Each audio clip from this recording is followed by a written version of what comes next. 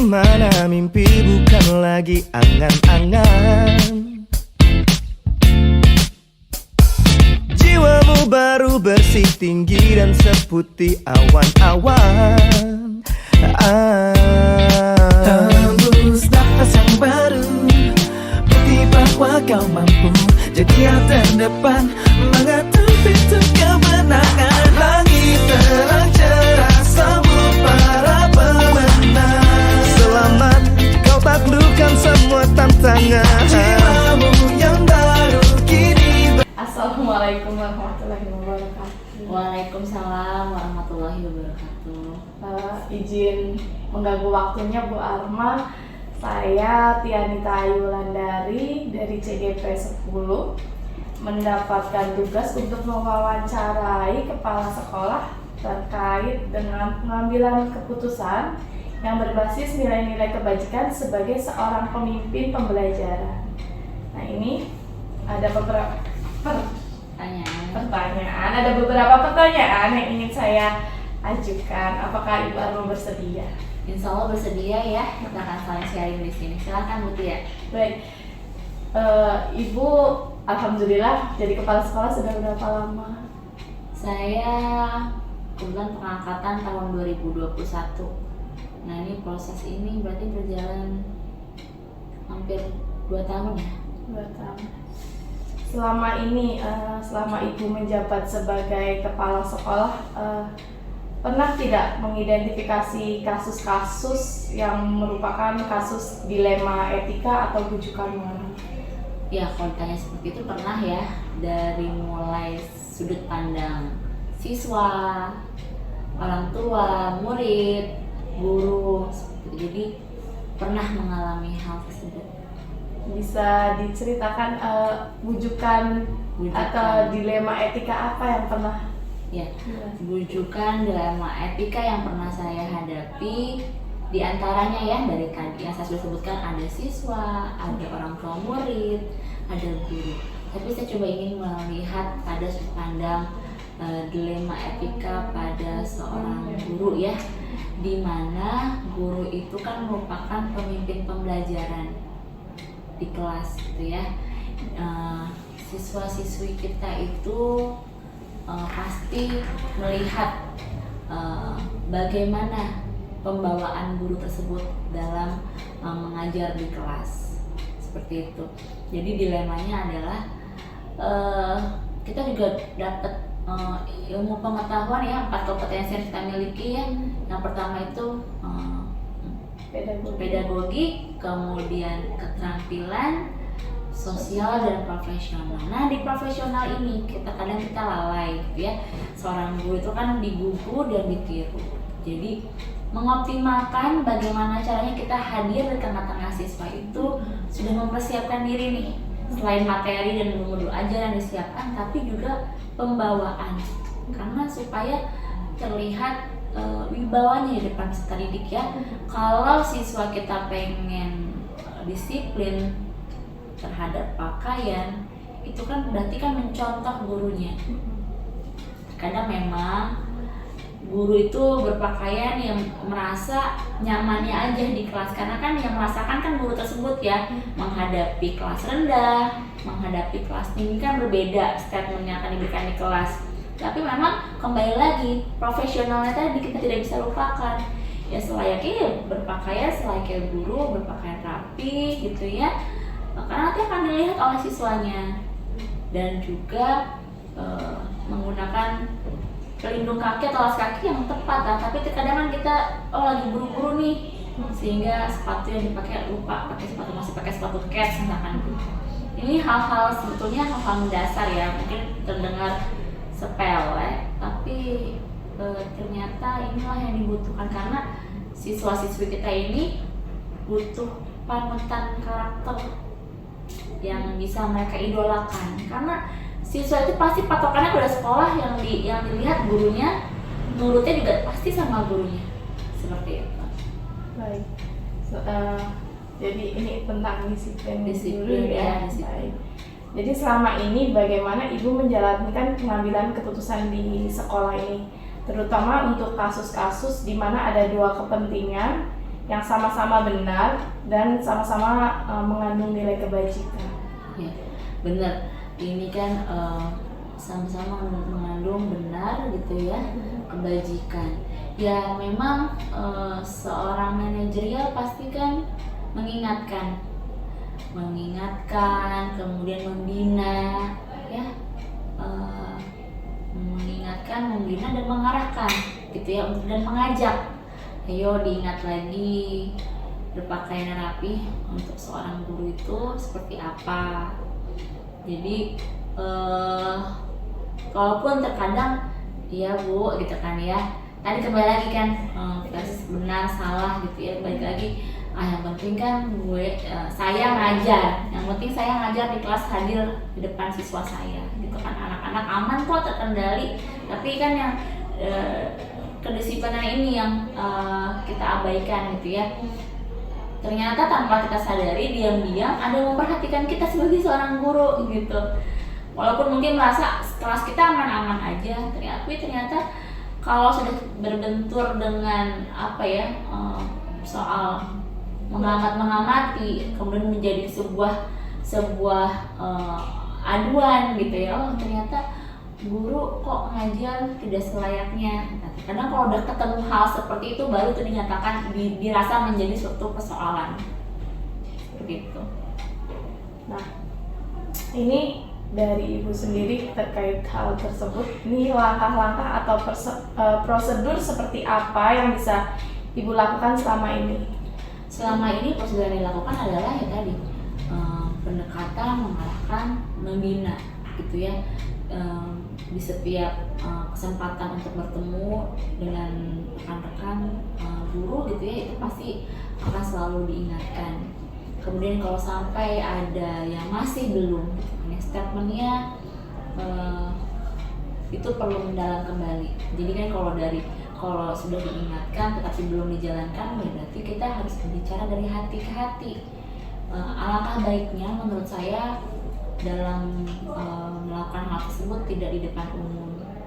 Itu sebaiknya secara pribadi dipanggil gitu ya, kita bicara gitu kan, apa sih kira-kira yang menjadi hambatan kok sampai hal tersebut sulit untuk dijalani gitu. Nah, dari hasil diskusi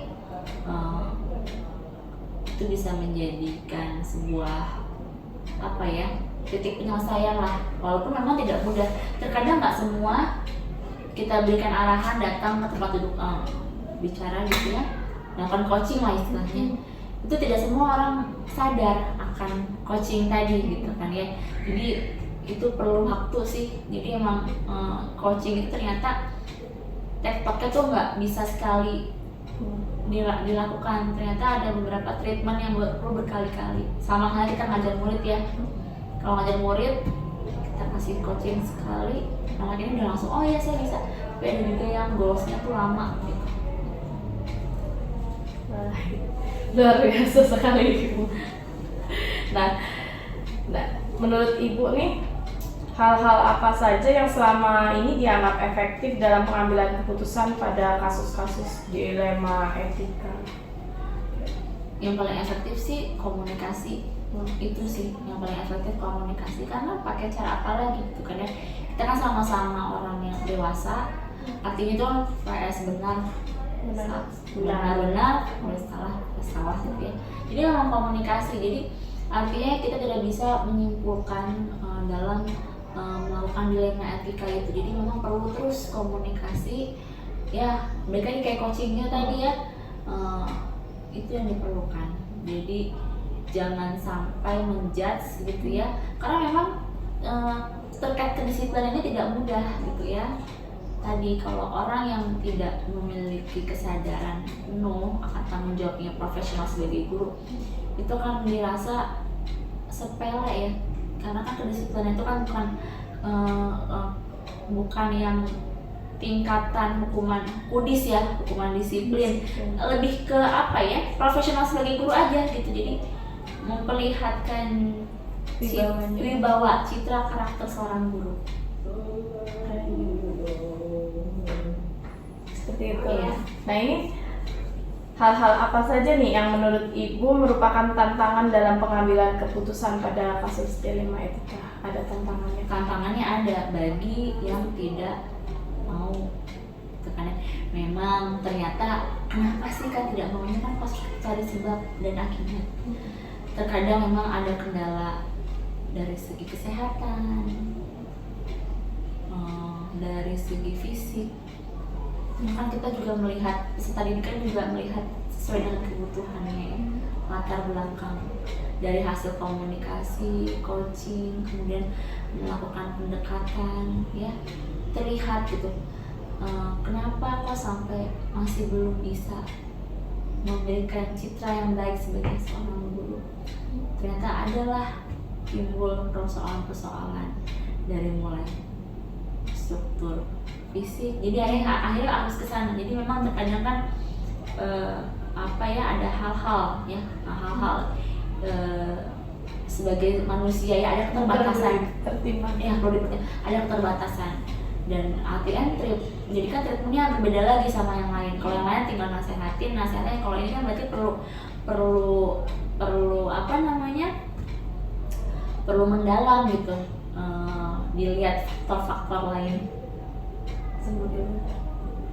Nah, apakah Ibu punya sebuah tata kala atau jadwal tertentu dalam sebuah penyelesaian kasus kan? Apakah langsung menyelesaikan di waktu itu juga, atau Ibu punya jadwal untuk menyelesaikannya, atau bentuknya prosedurnya seperti apa? Kalau prosedur untuk kan saya sudah pemetaan nih bagi guru-guru yang ya ibaratnya tinggal dibentuk motivasinya saja gitu kan ya, itu petanya tetap ada tata kalanya, continue lah. Karena kalau untuk penerapan disiplin itu kita nggak bisa sekali dua kali, sudah mulai ada perubahan pun itu terus push, jadi ibaratnya charger ya, cas terus. Jadi memang saya rasa walaupun tata kala saya buat, tapi tetap untuk men-charger itu setiap ada kesempatan pasti saya selalu ingatkan. Karena untuk memotivasi, kadang motivasi udah bagus sampai mundur lagi, push lagi, nanti mundur lagi. Itu yang memang terjadi di kalangan kita. Tapi saya rasa itu hal wajar ya, karena memang kita ini kan sebagai seorang guru kan banyak sekali tuntutan pekerjaan yang harus kita lalui. Tidak hanya sekedar mengajar, mendidik siswa kita di kelas, tapi banyak hal-hal lain yang harus kita kerjakan. Nah ini yang memang perlu diselesaikan. Ketika mulai ada pembaharuan, itu jangan sampai lepas, terus ada continue, selalu mengingatkan. Bagi statement bagi yang agak sulit diajak untuk bisa melakukan kedisiplinan tersebut, itu terus dimotivasi, diberikan pandangan-pandangan supaya ya ideal menjadi seorang guru. Tadi 4 pedagogik tadi itu sangat tersampaikan, karena apalagi itu seorang pegawai yang punya tanggung jawab loh, itu tanggung jawabnya luar biasa menurut saya seperti itu. Nah, menurut Ibu juga adakah nih seseorang atau faktor-faktor apa yang selama ini mempermudah atau membantu Ibu dalam pengambilan keputusan dalam kasus-kasus dilema etika? Yang untuk memudahkan sih menurut saya ya itu selain komunikasi juga kolaborasi, jadi diskusi. Jadi artinya saya nggak hanya sekedar panggil satu. Sekarang saya suka mengajak beberapa, karena saya perlu ide-ide ya. Jadi jangan disangka gitu ya, menjadi seorang pemimpin itu sendiri berdiri. Tidak, saya tidak merasa seperti itu. Jadi saya perlu melakukan kolaborasi. Saya mendekat dengan beberapa yang saya anggap percaya seperti itu ya. Bahkan untuk melakukan pembinaan penyegaran lah gitu ya, penyegaran itu juga saya coba kolaborasi dengan pihak-pihak terkait, apakah itu instruktur ya, jadi untuk lebih menyemangati lah seperti itu. ada pelatihan Iya, bisa maksudnya juga itu ya. pelatihan seperti itu. Jadi untuk apa ya, penyegaran lah ya. Jadi kan nggak hanya sekedar pemimpin yang memberikan masukan, tapi ketika diberikan penyegaran, semoga wawasannya lebih terbuka lagi seperti itu. Nah, dari semua hal yang telah Ibu sampaikan ini, pembelajaran apa yang Ibu dapat atau Ibu petik dari pengalaman pengambilan keputusan dilema etika ini? Pengalaman yang saya dapat adalah ini dalam setiap rangkaian, mulai dari kan saya pastinya merasa ini dilema etika itu kan berdasarkan hasil identifikasi, dianalisis, kemudian dicarikan penyelesaian. Nah, di sini itu perlu mengelola rasa emosional, karena setiap kebijakan apa yang kita buat gitu ya, sebetulnya itu lebih ke bukan kebijakan sih, mengingatkan hal baik itu tidak seperti mudah memberikan telapak tangan, karena ada pihak-pihak yang merasa itu tidak perlu diingatkan gitu ya. Ada pas menemukan hal-hal demikian, itu tantangan buat saya. Maka saya memetik dari perjalanan ini, ternyata perlu mengelola emosi lebih baik, sehingga ketika nanti sudah bisa mengelola emosi dengan baik, dengan tepat, maka step by stepnya akan mudah terlampaui, seperti melakukan komunikasi, kolaborasi, seperti itu. Tapi pernah tidak merasa kayak menyesal dengan keputusan yang telah dibuat? Kalau dibilang menyesal, artinya ya manusia biasa ya, terkadang terpikirkan lah, sepintas terpikirkan, tapi kembali lagi kita itu harus terus berpikir ke depan. Tujuannya satu, kalau sudah merasa kebijakan-kebijakan itu untuk mencapai satu tujuan pendidikan, tujuan pembelajaran yang baik di sekolah, itu insya Allah akan terus berjalan, walaupun terkadang penyesalan itu memang dirasakan ketika ada yang tidak terima. Karena ada yang tidak terima, jadi kita merasa kalau gitu tadi saya nggak begini ya. Tapi kembali lagi, kalau itu memang dirasa niat kita baik, jalankan. Bismillah, dan juga jangan lupa tawakal. Itu sih kunci menjalani ini ya gitu, menjadi seorang pemimpin pembelajaran. Seperti itu Bu Tia. Ada motivasi untuk saya tidak untuk menjadi pemimpin ke depannya? Menurut saya Bu Tia terus maju karena saya sudah melihat potensi di dalam diri Bu Tia. Tapi memang yang kita perlukan di sini adalah emosional dalam menjalankan tugas. Selain emosional, ternyata kita perlu memiliki dari keterampilan guru yang kita harus kuasai. Ternyata kita juga harus menguasai keterampilan komunikasi.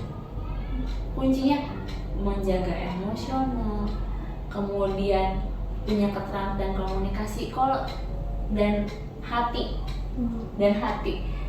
Karena secerdas apapun kita, kalau kita tidak asah itu menggunakan hati, menurut saya itu akan layaknya tanah tandus keringnya, seperti itu. Semangat Bu Tia. Luar biasa, ini wawancara yang membuat saya ikut belajar. Ya, yang penting satu tujuan membangun sebuah organisasi ini, walaupun visi misinya anak berkarakter sesuai profil pelajar Pancasila, satu deh tujuannya ingin pengembangan pembelajaran di sekolah ini lebih baik lagi. Udah itu aja, insya Allah. Bismillahirrahmanirrahim. Iya. Terima kasih Bu Arma atas kesempatan saya ini ya, atas waktu yang diberikan untuk saya mewawancara. Semoga apa yang telah disampaikan bermanfaat untuk orang-orang lain juga. Amin. Tidak hanya untuk saya, tapi juga untuk orang-orang yang sedang belajar menjadi pemimpin pembelajaran yang lain. Semuanya proses belajar. Pokoknya ketika menemui pengalaman ya teori-teori ini dipakai. Seperti itu. Assalamualaikum warahmatullahi wabarakatuh. Saya Tianita Ayu Wulandari, calon guru penggerak angkatan 10 dari SDN Jatinegara 15 Pagi. Kali ini saya berkesempatan untuk mewawancarai Ibu Eti selaku Kepala Sekolah SDN Jatinegara 08. Ibu, bagaimana kabarnya hari ini? Alhamdulillah, kabar baik. Alhamdulillah. Sebaliknya bagaimana kabar Ibu? Apa Ibu? Bu Tia. Bu Tia. Alhamdulillah sehat Ibu. Iya. Maaf mengganggu waktunya. Iya. Silakan. Dan terima kasih saya sudah diberi kesempatan untuk mewawancarai Ibu. Ini saya ada tugas dari pendidikan guru penggerak untuk mewawancarai kepala sekolah terkait pengambilan keputusan berbasis nilai-nilai kebajikan sebagai seorang pemimpin pembelajaran. Izin bertanya Ibu, selama ini bagaimana Ibu dapat mengidentifikasi kasus-kasus yang merupakan dilema etika atau bujukan moral? Baik. Mengenai informasi tentang kasus yang dengan dilema etika atau yang satu tentang moral, tentunya kita identifikasinya mendalami dulu kasus yang terjadi. Setelah itu kita kaitkan dengan tentunya kita kan punya panduan untuk mana yang boleh dan tidak boleh dilakukan yang bertentangan dengan peraturan yang sudah dikeluarkan, baik dalam peraturan yang dikeluarkan oleh gubernur dalam bentuk perbu, kemudian ada juga Perserjen dan lain-lain. Kami identifikasi seperti itu, kita kemudian penilaian kasusnya, kemudian kita mendengar dengan aturan-aturan yang sudah dikeluarkan oleh pemerintah yang memang itu harus dijalankan acuan kita dalam melangkah. Baik, jadi Ibu mengidentifikasi kasus kemudian dilihat lagi dengan peraturan yang ada. Baik. Selama ini bagaimana Ibu menjalankan pengambilan keputusan di sekolah Ibu, terutama untuk kasus-kasus di mana ada dua kepentingan yang sama-sama benar atau sama-sama mengandung nilai kebajikan? Tentunya ini ya namanya kita dihadapkan dengan dua kasus tapi dua-duanya baik. Jadi diharapkan sih jika semua itu baik yang mengandung nilai kebajikan, kalau bisa kita sikapi dengan cara menjalankan kasus itu dengan sejarah, tidak bertentangan tadi seperti yang Ibu ungkapkan dengan aturan yang sudah dikeluarkan oleh pemerintah. Tidak ada salahnya jika kita katakanlah jalankan itu secara berdampingan. Tentunya kita pun bukan hanya keputusan Ibu saja ya, semua Ibu pun tidak serta-merta melakukan keputusan. Tentunya akan dikomunikasikan, itu kan semuanya tim di sekolah itu, jadi akan dikomunikasikan dengan teman-teman pendidik maupun tenaga kependidikan. Tentunya dikomunikasikannya dalam bentuk rapat yang biasa kita rutin. Jadi sekolah kami itu minimal 1 bulan sekali itu ada rapat. Sedangkan sekarang selama istilah komunitas belajar di wadah komunitas belajar itu komunitas belajar manajemen fokus. Disitulah fokus itu sebagai wadah untuk saling sharing, berbagi sharing antara warga sekolah tentang pengetahuan terkini yang harus kita sesuaikan, maupun seperti yang tadi ditanyakan mengenai kasus yang ada. Terkait hal itu, langkah-langkah atau prosedur seperti apa yang biasa Ibu lakukan selama ini? Baik. Nah, jika ada kasus, tentunya kita pelajari dulu kasusnya. Kasusnya seperti apa? Setelah dilihat tahu kasusnya, kita cari tahu apa sih yang menjadi pemicu sehingga kasus ini muncul. Penyebabnya apa sih? Penyebabnya apa? Supaya tahu penyebabnya apa, dari beberapa identifikasi penyebab, kita kan muncul ke satu penyebab. Setelah mencari satu penyebab, kita coba mencari solusi. Mencari solusi itu bukan hanya dari kepala sekolah. Jadi kepala sekolah itu meminta masukan dan pendapat dari beberapa dewan guru maupun dewan pembina, yaitu sekretari melalui rapat lebih bulanan maupun melalui komunitas belajar dan kemudian kita akan melalui jadi disitulah kita diskusikan mencari mengidentifikasi dari solusi yang ada, cari solusi yang paling tepat berdasarkan tadi latar belakang yang sudah kita ketahui.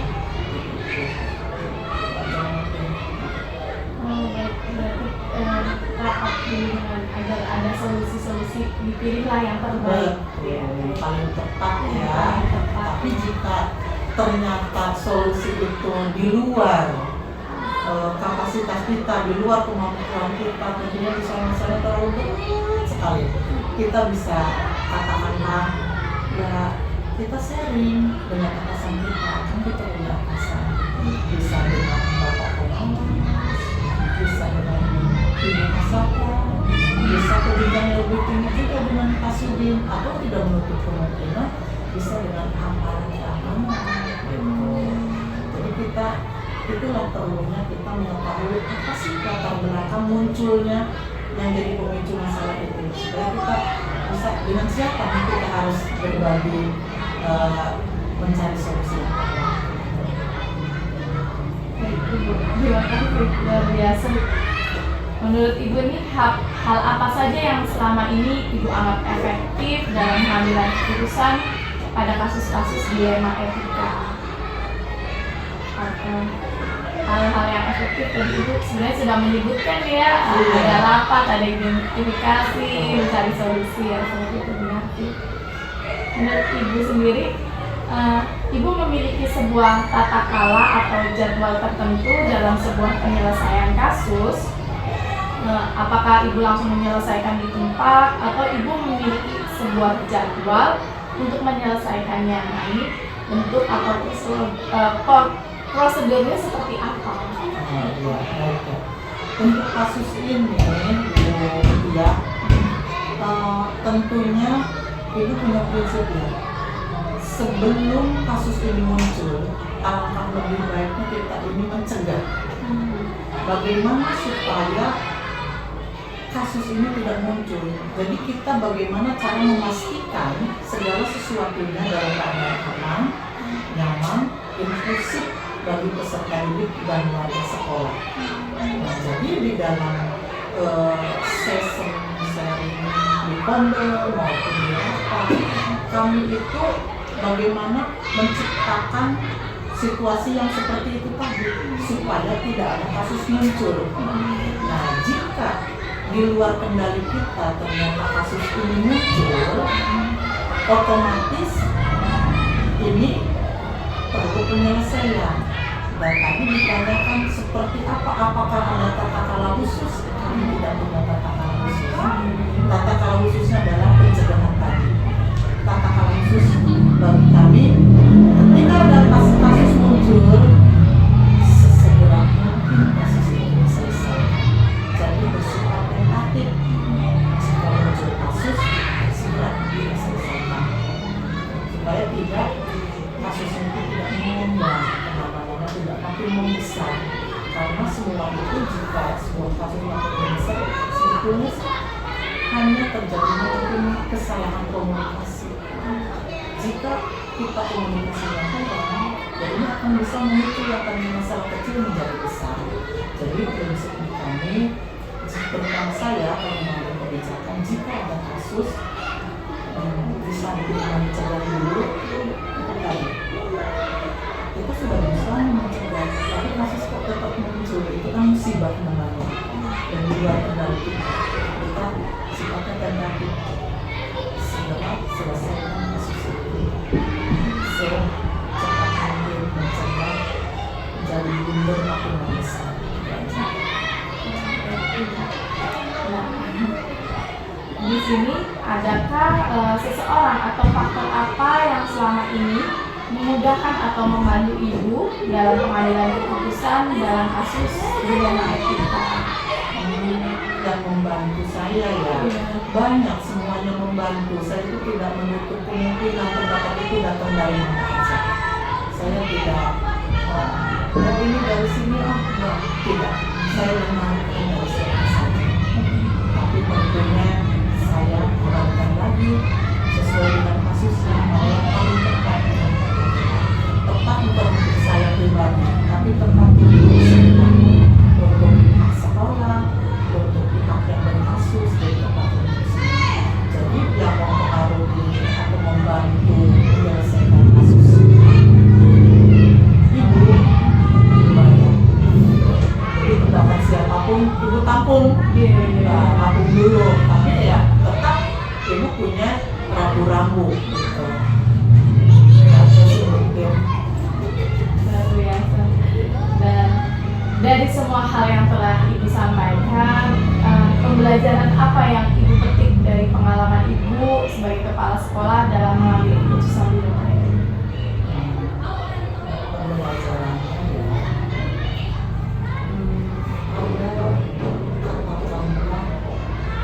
Untuk menyelesaikan kasus itu kita harus pandai-pandai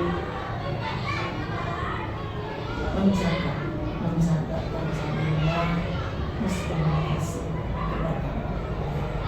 karena kalau kita sudah komunikasi kita buruk dengan siapapun, negatif thinking itu akan muncul.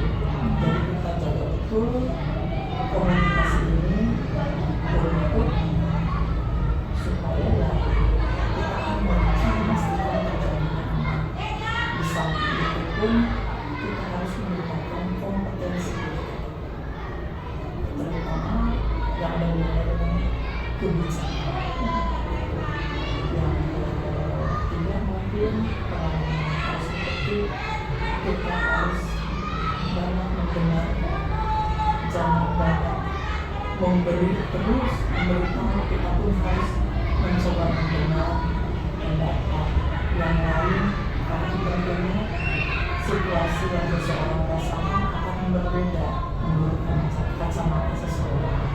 Anda mungkin orang yang berbeda, hanya itulah dari bermata kita perlu meningkatkan kompetensi sebagai pemimpin untuk menentukan kebijakan yang berpihak, tidak melawan aturan, kemudian tapi bisa menciptakan keamanan dan kenyamanan. Luar biasa Ibu Evi atas jawabannya. Semoga ini nggak hanya bermanfaat buat saya, tapi juga untuk calon-calon pemimpin pembelajaran yang lain. Terima kasih Bu Evi atas waktunya dan kesediaannya untuk berbagi ilmu dengan kita semua. Sama-sama Ibu Tia, semoga menjadi penerus yang hebat. Amin. Terima kasih. Wassalamualaikum warahmatullahi wabarakatuh.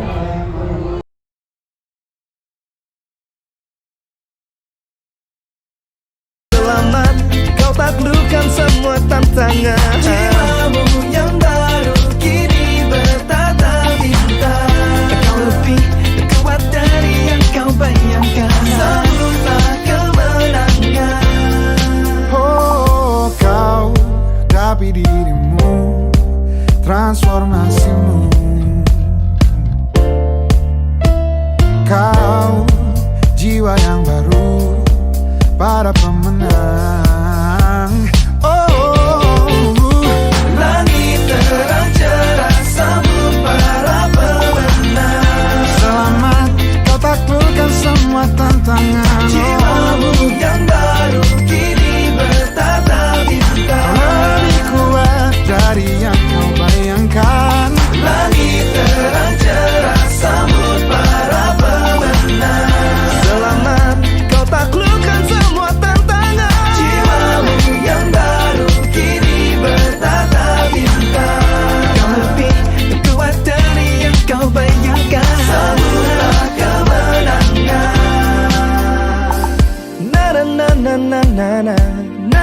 na na na na na. Yeah, if the world is bringing you down and it's making you frown, Na na na na na na na na na na na na na. you gotta show 'em who's the best and who's fresh.